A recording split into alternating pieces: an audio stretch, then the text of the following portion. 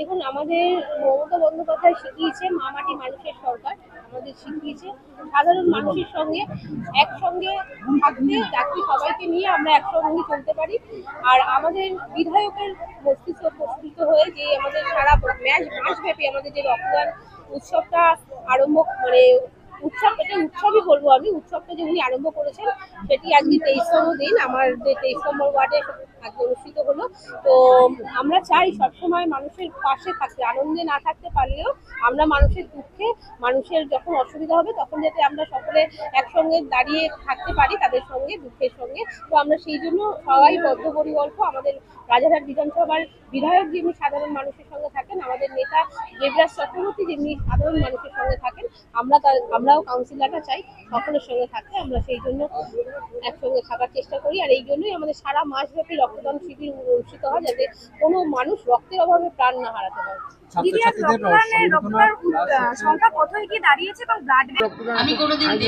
মুখ্যমন্ত্রী মমতা বন্দ্যোপাধ্যায়ের অনুপ্রেরণায় আমাদের রাজারহাট গোপালপুরের জনপ্রিয় বিধায়িকা প্রখ্যাত সঙ্গীত শিল্পী অদিতি মুন্সির উদ্যোগে এবং আমাদের যুব সমাজের আইকন আমাদের নেতৃত্ব দেবরাজদার তত্ত্বাবধানে ঝুমকুদি অত্যন্ত কাজের মেয়ে, মানুষের বাড়িতে বাড়িতে পৌঁছে কাজ করেন।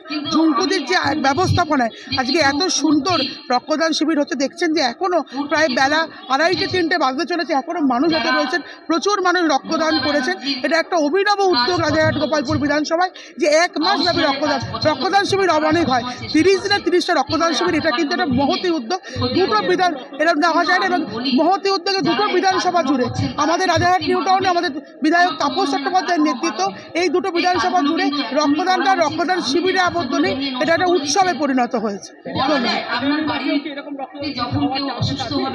এখন এটা 1 মাস ধরে এখানে হচ্ছে। আর বিভিন্ন ক্ষেত্রে আমাদের সারা বছরই রক্তদান চলে, শুধু জুন জুলাই মাস গরমকালে সারা বছর সারা মাস ধরে চলে। এবং আমি যে ওয়ার্ডের পৌরমাতা, সেখানে ক্যালেন্ডার রক্তদান শিবির 12 মাসে 12টা রক্তদান শিবির। ধন্যবাদ।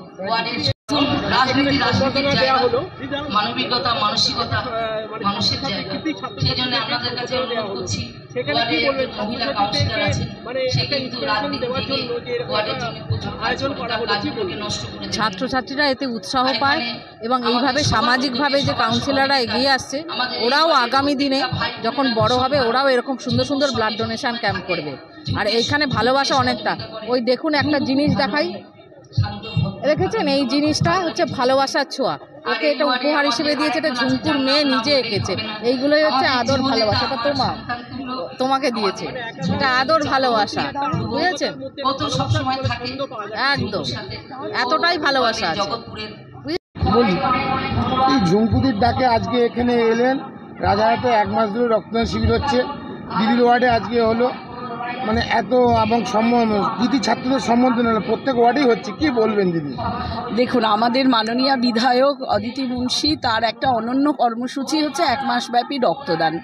এই 1 মাসব্যাপী রক্তদানের সঙ্গে সঙ্গে কোথাও স্বাস্থ্য পরীক্ষা হচ্ছে, কোথাও কৃতি ছাত্রছাত্রীদের সংবর্ধনা দেওয়া হচ্ছে, এবং আমরা প্রত্যেক জনপ্রতিনিধি প্রতিদিনই প্রত্যেকটা ওয়ার্ডে সবাই মিলে সামিল হচ্ছি, কারণ আমাদের এটাই আমাদের নেতা দেবরাজ চক্রবর্তীর শিক্ষা। এবং আমরা সবাই মিলে, আমি বলি যে প্রত্যেকটা ওয়ার্ড যেন এক একটা ফুল, আর বিধায়ক সেটা দিয়ে একটা মালা গেঁথেছেন। এভাবেই আমাদের সুন্দরভাবে আমরা পরস্পরের পাশে থেকে মানুষের জন্য কাজ করি। মানে দেখা যেত আগে যখন আমরা পড়াশোনা করেছি তখন সেই সময় এরকম সম্বোধনা আমরা পাস করলেও, ভালো ফল করলে আমাদের সেরকম সম্বোধনা দেওয়া হতো না। তার ফল আপনি নিজেও বাপের আমলে পড়াশোনা করেছেন, কিন্তু এখন দেখা যাচ্ছে তৃণমূল সরকারের আমলে মাননীয় মুখ্যমন্ত্রীর উদ্যোগে অনেক জায়গায় কিন্তু কৃতি ছাত্রছাত্রীকে যেভাবে সম্মান দেওয়া হচ্ছে, এবং কন্যাশ্রী একটা যেখানে বিশ্বশ্রীতে পরিণত হয়েছে, সেই জায়গা থেকে এরকম হচ্ছে। তো এইটাকে আপনি কিভাবে কি চোখে দেখছেন এবং আগামী দিনে কি বার্তা দেবেন, মানে অন্যান্য রাজনৈতিক দলের নিরিখে? দেখুন, আমি একজন শিক্ষিকা, তো আমি যেহেতু অনেক দিন আমি সোনারপুরের দিকে একটু গ্রাম্য পরিবেশে প্রত্যন্ত এলাকায় 15 বছর ধরে শিক্ষকতা করেছি, এখন এই অঞ্চলে এসেছি।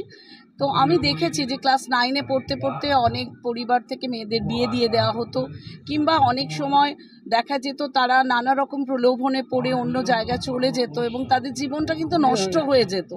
হ্যাঁ, তো সেই জায়গায় আমাদের দিদি যে কর্মসূচি নিয়েছেন কন্যাশ্রীর পাওয়ার পর থেকে পশ্চিমবঙ্গের এই যে শিক্ষার্থী যারা মেয়েরা, তারা কিন্তু ভীষণভাবে উপকৃত হচ্ছে। গরিব পরিবারের মেয়েরাও কিন্তু পুরোপুরি পড়াশোনাটা কমপ্লিট করতে পারছে এবং উচ্চশিক্ষার জন্য তারা যাচ্ছে। তাদের স্বপ্ন পূরণ হয়েছে মমতা বন্দ্যোপাধ্যায়ের জন্য। কি বলবেন, মানে এই যে উদ্যোগটা নেওয়া হয়েছে, মানে আপনি তো অ্যাজ এ টিচার, তো বিং এ টিচার, তো আপনি মানে কি বলবেন অন্যান্য রাজনৈতিক দলের নিরিখে আপনি কি বলবেন? দেখুন, অন্যান্য রাজনৈতিক দল যেভাবে ধর্মীয় বিদ্বেষ ছড়াচ্ছে, মানুষে মানুষে বিদ্বেষ ছড়াচ্ছে, আমরা বলবো আমরা বাংলার মানুষ, যে বাংলায় আমি একটু আগেই আমার বক্তব্যে বলেছি যে বাংলা হচ্ছে রবীন্দ্রনাথের বাংলা, নজরুলের বাংলা, যুগাবতার চৈতন্যদেবের বাংলা এবং সর্বোপরি আমাদের বিবেকানন্দের বাংলা, যিনি বলেছেন ম্যান মেকিং রিলিজিয়ান, মানুষ তৈরির ধর্ম।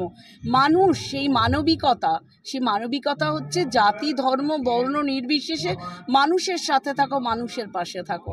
আমাদের মাননীয় মুখ্যমন্ত্রীও একই কথা বলছেন, মানুষের জন্য কাজ করো। আমাদের প্রিয় বিধায়ক সবসময় বলেন মানুষের সাথে থাকো, মানুষের পাশে থাকো। আমি এবং অন্যান্য জনপ্রতিনিধিরা সেই কাজটাই সুচারুভাবে করছি। রিঙ্কু মণ্ডলে এখানে আজকে রক্তদান শিবির হচ্ছে।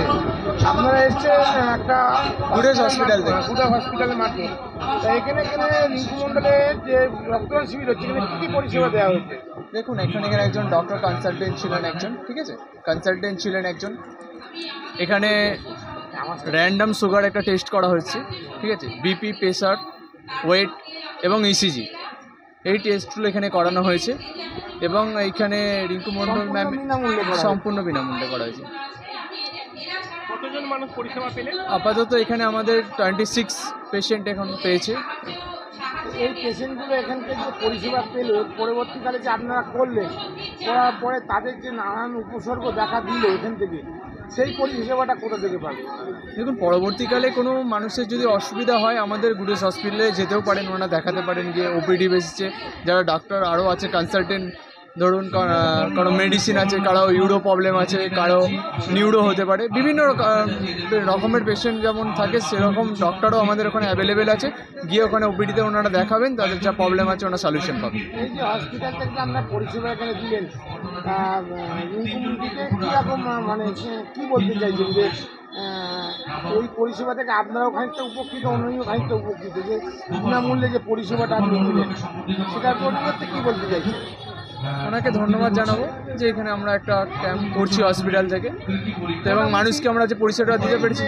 এই যে পিছনে আপনার যে গুডেস হসপিটালের যে ট্রিটমেন্টগুলো বা ডিপার্টমেন্টগুলো আছে এখানে, বা জেনারেল ডিপার্টমেন্টের এদের সঙ্গে যে পরিষেবাগুলো, সেই পরিষেবা এখান থেকে যে আপনার ট্রিটমেন্ট করছেন, সেই পরিষেবাগুলো আপনারা ওখান থেকে কম পয়সা করে দিতে পারবেন এখান থেকে? দেখুন, এখান থেকে তো কোনো পেশেন্ট গেলে সেটা আমরা যতটুকু একটা কম এতে খরচে করা যায় সেটা আমরা অনুরোধ করছি। সাধারণ মানুষের উদ্দেশ্যে এই পরিষেবাতে কি দেখুন, বার্তা বলতে দেখুন, এখানে কেষ্টপুরের মধ্যে একদম কেষ্টপুরের ভেতরেই আমাদের এই হসপিটালটা। এখানে আশেপাশের এমার্জেন্সি পারপাস হোক, যে কোনো পারপাস হোক, হঠাৎ করতে কোনো মানুষের দরকার পড়তেই পারে, সেটা কাছাকাছির মধ্যে হলে প্রত্যেকটা মানুষের সুবিধা। তো সেই আমার এমার্জেন্সি সার্ভিসটা আমরা দিতে পারবো, এটাই হসপিটালের তরফ থেকে আমরা। Thank you. আপনার নাম? কল্যাণ মাঝি। আমি কেষ্টপুর হসপিটালে গুডেসের marketing senior growth and development আছে।